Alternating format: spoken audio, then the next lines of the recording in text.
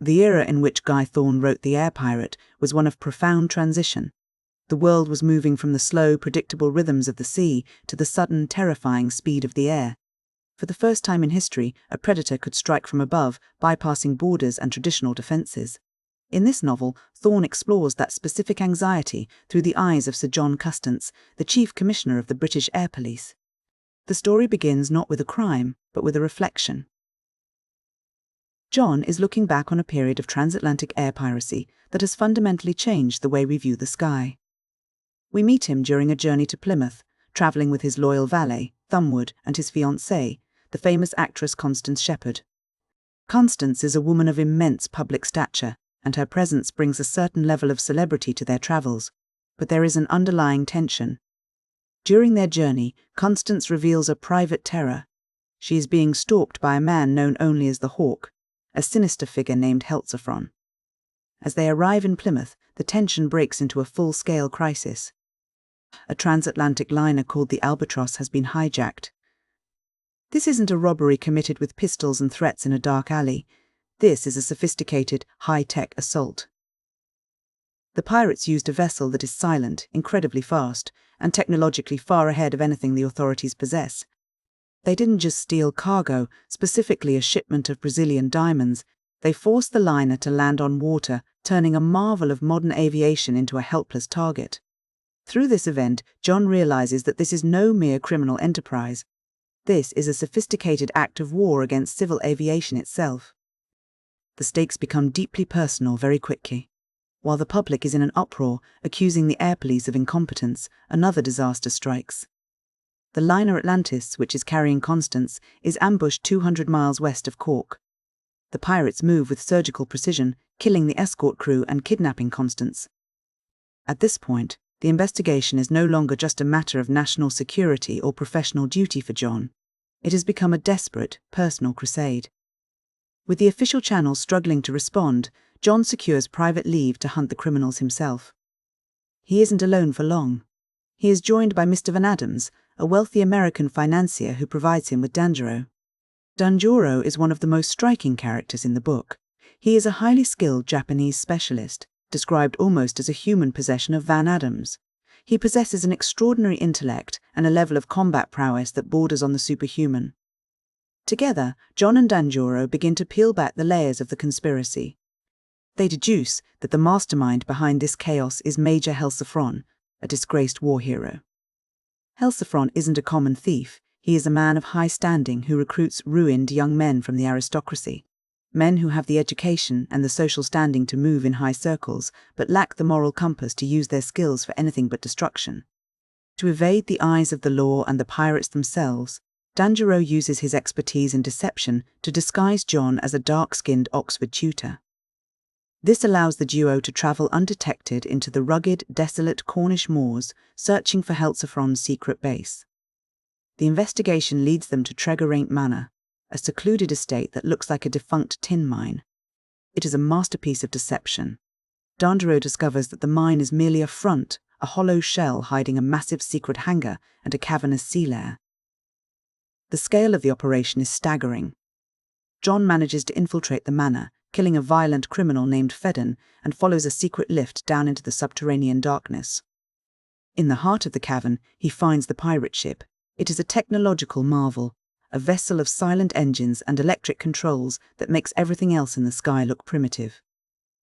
It is here that John is finally captured by Heltzephron. The Major is a man driven by pure megalomania. He doesn't just want money, he wants to build a private empire. He reveals his plan to use Constance as a hostage to ensure his escape, and then presents John with a chilling, twisted choice: marry Constance or die. John and Constance, showing a remarkable level of composure under extreme pressure, attempt to stage a fake negotiation to buy themselves time. But Heltzephron is no fool. He senses the ruse immediately. He orders John's execution, and just as the situation reaches its breaking point, as he releases a pack of Tibetan mastiffs to finish the job, the rescue arrives. Danjuro and Thumbwood launch a sudden, violent assault. In the chaos that follows, Danjuro kills Heltzephron, and the group manages to secure Constance. However, the victory is far from clean. In a desperate, almost suicidal move to escape, John decides to pilot the captured pirate ship toward Plymouth. It is a harrowing sequence of navigation, flying the high-tech, temperamental vessel through narrow, treacherous rock passages that seem impossible for a ship of its size. They eventually reach Plymouth Sound, greeted by a massive military welcome, but the triumph is hollow. As the chaos of the landing settles, the true nature of the criminals is revealed. Two of the prisoners, Vargas and Gascoigne, manage to escape during the transfer. Vargas, a sophisticated and unclean man, becomes the ultimate antagonist. In a sudden, violent turn, he kills several crew members and hijacks the pirate ship during a thunderstorm. A pursuit ensues, but the criminals are too fast and too cunning. Vargas kills Van Adams during the chase and escapes with the stolen treasure, eventually crashing the stolen ship in France. The story doesn't end with the crash. Years later, the narrative shifts to Monte Carlo. The narrator, watching the crowd in a casino, spots an enigmatic figure, Dangereux. He is no longer the controlled, professional agent he once was. He has become a man driven by a singular, obsessive vendetta, a shadow dedicated to hunting down Vargas. As he vanishes into the crowd, it becomes clear that while the war against the pirates might be over, the cycle of vengeance is something that can never truly be stopped. When we look back at the Air Pirate, several themes emerge that make it more than just an adventure story. First, there is the element of technological terror. Thorne was writing at a time when the rapid advancement of aviation was outstripping the ability of law enforcement to regulate it. The pirate ship represents a very real anxiety of the era. The fear that technology would create a new kind of predator, one that could strike from the sky with total impunity. There is also a significant focus on class and deception.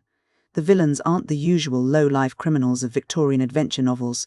They are educated, high-society men-disgraced heroes and aristocrats. This suggests a profound distrust of the established social structure, implying that the greatest threats to order don't come from the fringes of society, but from within its very heart. The use of disguises throughout the book, from John's transformation into a tutor to the manor's facade as a mine, further explores this idea of the fragility of social masks.